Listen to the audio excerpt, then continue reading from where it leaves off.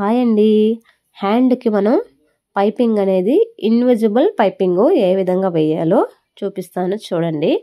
ఇలా గనుక వేసుకున్నామంటే మనకి నీట్గా ఉంటుందండి. ఎటువైపు చూసినా కూడా ఓన్లీ పైపింగ్ మాత్రమే కనిపిస్తుంది అనమాట.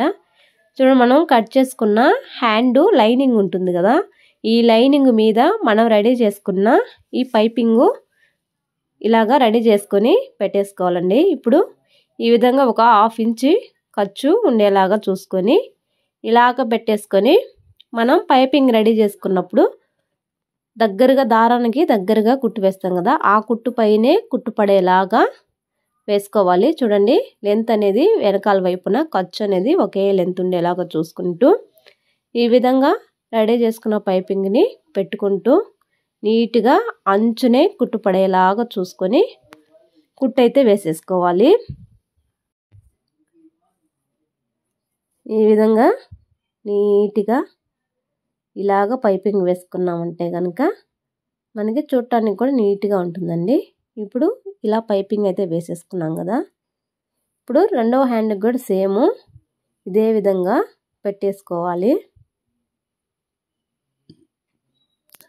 రెండు హ్యాండ్స్కి కూడా ఈ విధంగా పెట్టేసుకొని ఆ పైపింగు అంచునే మాత్రమే కుట్టు అనేది పడాలి. కొంచెం పక్కన పడినా కూడా మనకి పైపింగ్ అనేది సన్నగా రాకుండా కొంచెం తేడా వచ్చేస్తుందండి. అందుకోసం నిదానంగా అయినా సరే పైపింగ్ అంచునే ఈ విధంగా కుట్టు వేసేసుకోవాలి. చూడండి, ఇప్పుడు రెండు హ్యాండ్స్కి మనం వేసేసుకున్నాం కదా, ఇప్పుడు మెయిన్ క్లాత్ మీద ఏ విధంగా పెట్టుకోవాలో చూడండి. ఇప్పుడు మనం రెడీ చేసుకుంది ఈ మెయిన్ క్లాత్ ఉంది కదా, ఈ మెయిన్ క్లాత్ పైన మనం రెడీ చేసుకున్న ఈ పైపింగ్ని ఇలా పెట్టేసుకొని ఎక్కడైతే మనం కుట్టు వేసామో ఆ కుట్టు పైనే కుట్టు పడేలాగా ఈ విధంగా అయితే స్ట్రైట్గా కుట్టు వేసేసుకోవాలి. ఇప్పుడు ఎక్స్ట్రా ఉన్న ఈ ఖర్చు మొత్తం కూడా నీట్గా కట్ చేసుకోవాలండి. ఇలా కట్ చేసుకోవాలి. ఇప్పుడు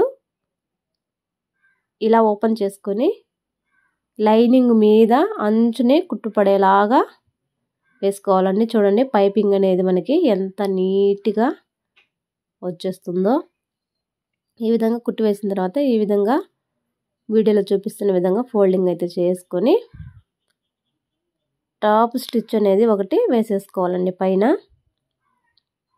చాలా ఈజీగా మీరు ఈ విధంగా హ్యాండ్కి పైపింగ్ అనేది ఇన్విజిబుల్ పైపింగ్ అండి. ఇది ఎటు చూసినా కూడా చూడండి మనకి పైపింగ్ మాత్రమే కనిపిస్తుంది అనమాట. చాలా నీట్గా ఉంటుంది.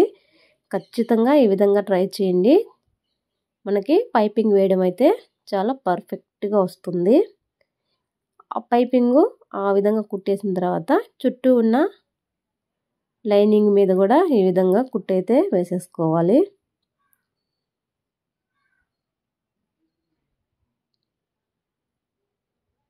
ఈ విధంగా మొత్తాన్ని కుట్టు వేసిన తర్వాత ఎక్స్ట్రా ఉన్న క్లాత్ని కట్ చేసుకోండి.